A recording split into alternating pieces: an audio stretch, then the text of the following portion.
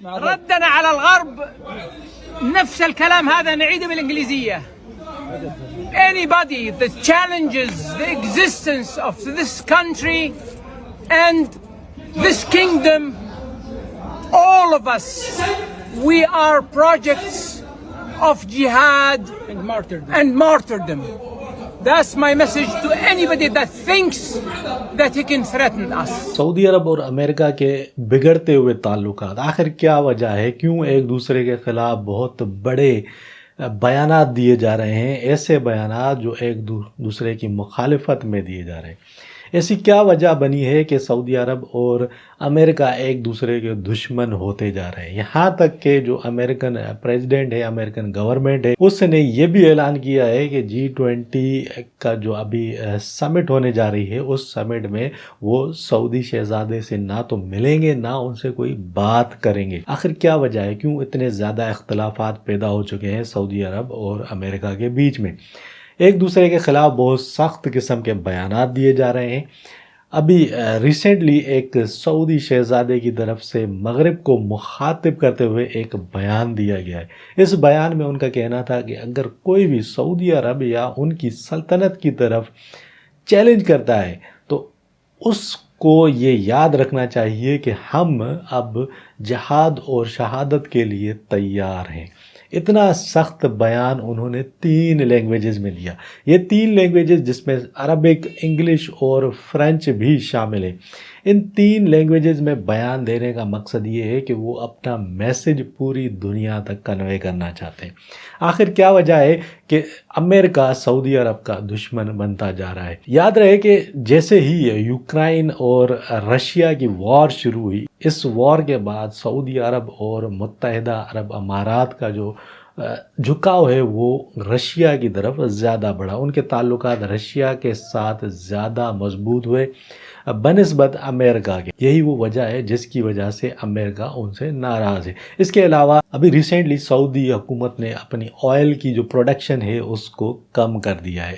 Oil کی production کم ہونے کی وجہ سے جو مغربی ممالک ہیں، خاص کر کے یورپین کنٹریز، ان میں بہت زیادہ انفلیشن بڑھنے جا رہی ہے۔ اس کے علاوہ جو انرجی کرائسس ہیں وہ بھی بہت زیادہ بڑھیں گے۔ رشیا اور یوکرائن کی وار تھی، اس سے پہلے جو یورپین کنٹریز ہیں ان کو سب سے زیادہ آئل اور گیس کی جو سپلائی ہے وہ رشیا سے ہوتی تھی۔ رشیا ایک بہت بڑا oil and gas producer country ہے۔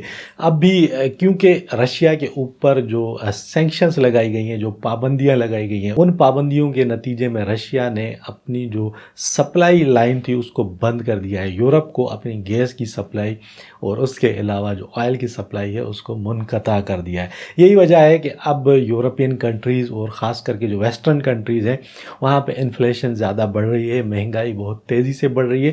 اس کے علاوہ اب جو یہ سیزن آنے والا ہے، سردیوں کا سیزن، سردیوں کے سیزن میں جو ویسٹرن کنٹریز ہیں ان کو بڑی تعداد میں گیس اور آئل کی ضرورت پڑتی ہے۔ یہاں پہ اگر گلف کنٹریز بھی اپنی پروڈکشن کم کر کے اپنا جو ریٹ ہے اس کو بڑھائیں گی تو اس سے جو ویسٹرن کنٹریز ہیں وہ بربادی کی طرف جائیں گی۔ یہی وجہ ہے کہ امریکہ اور سعودی عرب کے تعلقات خراب ہو رہے ہیں۔ کچھ ہی عرصہ پہلے جب امریکہ کے پریزیڈنٹ جو بائیڈن سعودی عرب کے دورے پر گئے تھے، اس دورے کے دوران بھی انہوں نے محمد بن سلمان کو سمجھانے کی کوشش کی تھی کہ اپنی جو پروڈکشن ہے آئل کی اس کو بڑھائیں اور اس کے علاوہ جو ریٹ ہے ان کو کم کیا جائے۔ محمد بن سلمان کی طرف سے ان کی اس بات کو نظر انداز کر دیا گیا اور اس بات کو ماننے سے انکار کیا گیا کہ ہم آئل کی پروڈکشن نہیں بڑھائیں گے، نہ ہی ہم اپنے جو پرائز ہے اس کو کم کریں گے۔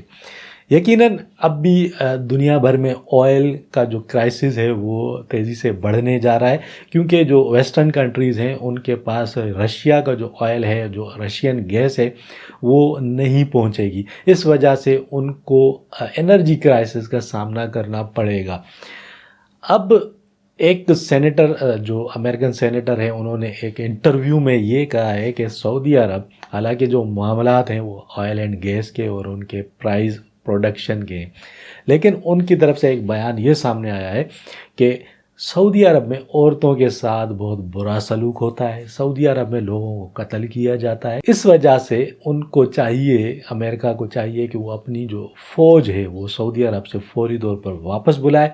सऊदी अरब को जो हथियारों की सप्लाई है उसको बंद कर दे।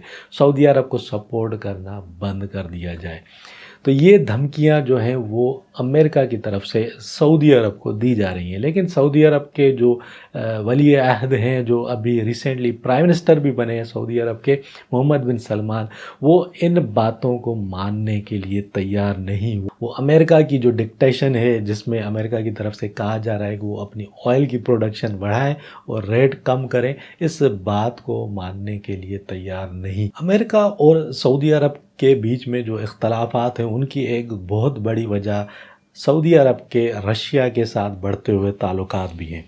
इन ताल्लुकात से यकीनन जो वेस्टर्न कंट्रीज़ हैं उनको नुकसान पहुंच रहा है।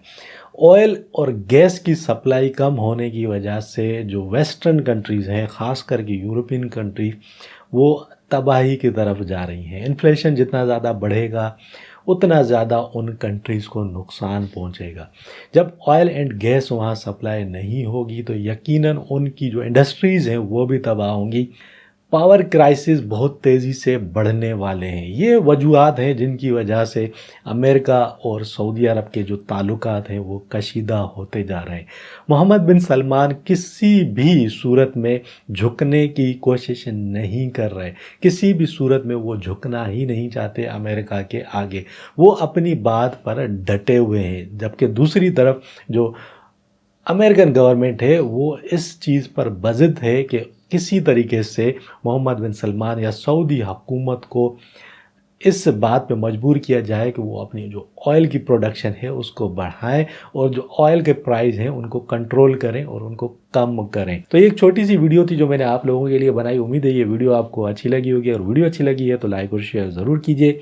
चैनल को भी सब्सक्राइब कर दीजिए और मुझे दीजिए इजाज़त। फिर मिलेंगे किसी और वीडियो में, तब तक के लिए अपना ख्याल रखिएगा।